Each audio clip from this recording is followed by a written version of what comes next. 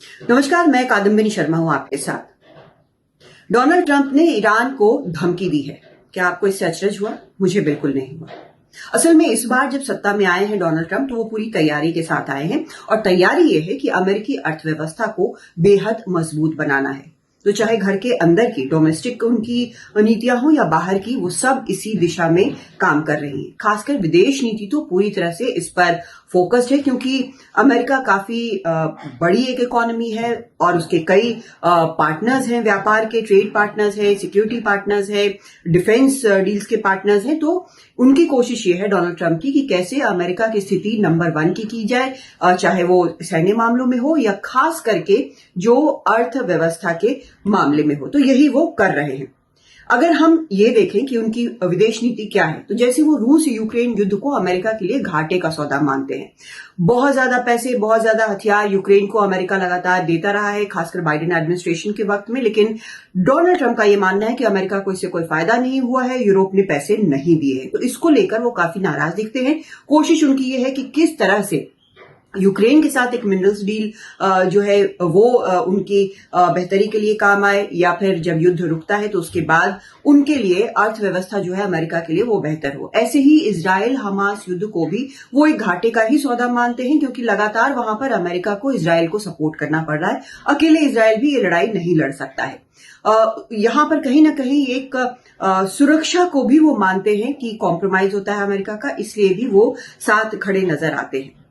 लेकिन middle east में अगर इस तरह का कुछ भी होता है तो वो अमेरिका के हितों के खिलाफ मानते हैं। और असल में हो क्या रहा है, हमास, हिजबुल्ला और हूती पर इजराइल ने हमले किए हैं। लेकिन जब राष्ट्रपति ट्रंप को यह लगा कि हूती जो है व्यापारिक जो इंटरेस्ट है अमेरिका के रेड सी में, उसको नुकसान पहुंचा रहे हैं, उनके सैन्य जहाजों पर, बेड़ों पर हमले कर रहे हैं, तो अमेरिका ने सीधे हमले शुरू कर दिया है हूती पर। और आप देखेंगे कि कैसे डोनाल्ड ट्रंप जो है वो लगातार स्टेटमेंट्स दे रहे हैं कि हूतियों का सफाया कर दिया जाएगा ताकि वो किसी प्रकार से कोई भी हमला करने के लायक ना रहें।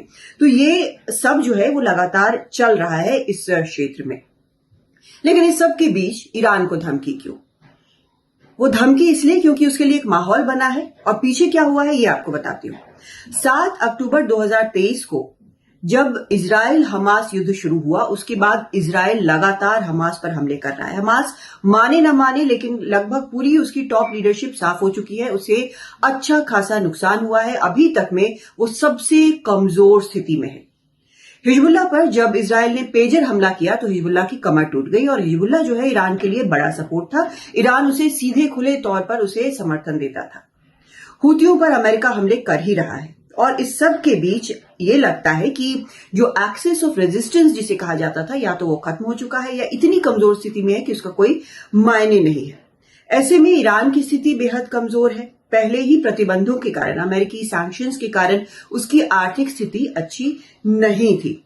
और इस सब के बीच ट्रंप ने बातचीत के लिए हाथ बढ़ाया, लेकिन सीधी बातचीत से ईरान ने साफ इनकार कर दिया है। वो कहता है कि वो ओमान के जरिए बातचीत करेगा, सीधी बातचीत की टेबल पर नहीं आएगा। शायद उसका ये मानना है कि अभी अमेरिका से सीधी बातचीत में नुकसान ज्यादा है और फायदा कम। असल में पहले ही कार्यकाल में 2015 में ट्रंप जो है वो ओबामा के साधे हुए न्यूक्लियर डील से, ईरान न्यूक्लियर डील, और जिसका पूरा नाम joint comprehensive plan of action JCPOA जिसको कहते हैं, उससे बाहर निकल गए थे। इसके कारण एक बार फिर से मुश्किल में आ गया था ईरान। तो इसके कारण भरोसे की तो कमी है ही, लेकिन एक और वजह है, और वो वजह ये है कि ईरान जो है वो लगातार अपने हथियारों के जखीरे को बढ़ा रहा है। सैन्य तौर पर मजबूती ईरान बेहद जरूरी समझता है। क्षेत्र के हालात को देखते हुए, इजराइल को जिस तरह से अमेरिका का सपोर्ट है और इजराइल जिस तरह से युद्ध एक कंडक्ट कर रहा है, उसको देखते हुए, तो उसकी ताकत जो है वो लगातार बढ़ती हुई है। तो इसमें ईरान को लगता है कि उसके पास सैन्य मजबूती होना बेहद जरूरी है। तो फिलहाल न सिर्फ ईरान ने सीधी बातचीत से मना कर दिया है, बल्कि आगे भी करेगा, क्योंकि वो जखीरा अपना बढ़ाता रहेगा। क्योंकि आपको याद होगा कि इस तरह की रिपोर्ट्स कई आई हैं कि जो लैब्स हैं, जो भी जखीरे हैं हथियार के, वो सब अंडरग्राउंड हैं ईरान के। और आपको याद होगा कि रूस को भी ड्रोन जो है वो ईरान सप्लाई करता है, और वो ड्रोन्स जो हैं वो यूक्रेन के युद्ध में भी इस्तेमाल होते हैं। तो ये जो ईरान कर रहा है वो अपने लिए ज्यादा से ज्यादा वक्त खरीदने की कोशिश कर रहा है, ताकि जब वो निगोशिएटिंग टेबल पर आए तो उसके पास भी कुछ मजबूती हो। और अमेरिका के पास तो काफी पत्ते तो हैं ही। लेकिन सबसे बड़ा सवाल यह है कि क्या अमेरिका ईरान पर बमों की बारिश करेगा, क्योंकि इसके लिए उसे न सिर्फ वहां पर अपने बेसिस को एक्टिवेट करना होगा हमले के लिए, बल्कि इजराइल भी निश्चित तौर पर उसके साथ होगा। जवाबी कार्रवाई, जैसा कि ईरान के सुप्रीम लीडर खमनई ने कहा है कि अगर अमेरिका ऐसी हिमाकत करता है तो उसे बहुत मजबूती से जवाब दिया जाएगा। तो ये साफ है कि ईरान फिर उसके बाद जो मिडिल ईस्ट में अमेरिकी बेसिस हैं उनको नहीं छोड़ेगा, साथ ही इजराइल पर भी वो तीखे हमले करेगा, चाहे वो ड्रोन से हो, मिसाइल से हो, लगातार वो हमले करेगा। और पिछले जैसे 2 हमले हुए थे उससे कहीं ज्यादा ये हमले तेज होंगे और उससे काफी नुकसान भी हो सकता है। तो ईरान भी तैयारी कर बैठा है ताकि उसके पास भी कुछ मजबूती हो। फिलहाल ये स्थिति अभी बनी हुई है। इस बीच ये भी खबरें आई हैं कि डोनाल्ड ट्रंप सऊदी अरब का दौरा कर सकते हैं, यानी कि बाकी जो क्षेत्र में देश है उनके साथ कैसे संबंध हो, बेहतर संबंध हो, इसकी कोशिश अमेरिका कर रहा है। तो ईरान अलग थलग पड़ता नजर आ रहा है और वो इसलिए थोड़ा वक्त जो है अपने लिए, अपनी मजबूती के लिए अलग रख रहा है। लेकिन इस सब का मतलब भारत के लिए, हमारे लिए क्या होगा? भारत की भी बहुत चिंताएं हैं। जिस तरह से हूती को समर्थन दिया है ईरान ने, उससे भारत के लिए मैनेज करना डिप्लोमेटिक तरीके से काफी मुश्किल हो गया है, क्योंकि अमेरिका बिल्कुल इसके खिलाफ है। लेकिन तब भी भारत की कूटनीतिक जो विजय है वो काफी मजबूत है। एक जो असल चिंता भारत की है वो चाबहार पोर्ट है। ये भारत के लिए बेहद अहम है। भारत ने उस पर निवेश किया है और भारत मानता है कि ये अफगानिस्तान के लिए एक सीधा रास्ता है, पाकिस्तान को अवॉइड करते हुए, पाकिस्तान का रास्ता नहीं अपनाते हुए। सेंट्रल एशिया के देशों के लिए व्यापार का भी एक ये बड़ा दरवाजा हो सकता है। लेकिन अभी तक यहां पर प्रगति बहुत धीमी रही है।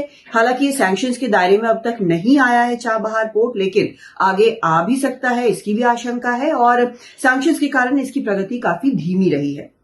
तेल तो नहीं आ रहा है, लेकिन बाकी जो व्यापार है उस पर भी असर पड़ सकता है अगर अमेरिका और भी ज्यादा सख्त होता है ईरान पर।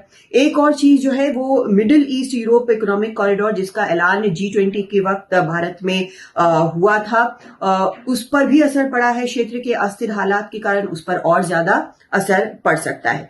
तो कुल मिलाकर भारत के लिए भी ये बेहतर होगा कि ईरान और अमेरिका आपस में बैठकर बात करें और हालात बेहतर हों, ताकि जो इकोनॉमिक जो लक्ष्य है भारत के वो साधे जाए। लेकिन इस वक्त जो डोनाल्ड ट्रंप कर रहे हैं वो, इनकी कोशिश ये है कि वो एक मजबूती से अमेरिका को स्टैब्लिश करें, ईरान को न्यूक्लियर हथियार किसी भी प्रकार से ना बनाने दिया जाए। कोशिश ये है और यही वजह है कि न्यूक्लियर डील पर वो बात करना चाहते हैं। कोशिश ये है कि मिडिल ईस्ट आगे अमेरिका के लिए या फिर इजराइल के लिए खतरा ना बने। लेकिन क्या उनका ये गेम प्लान कामयाब होगा?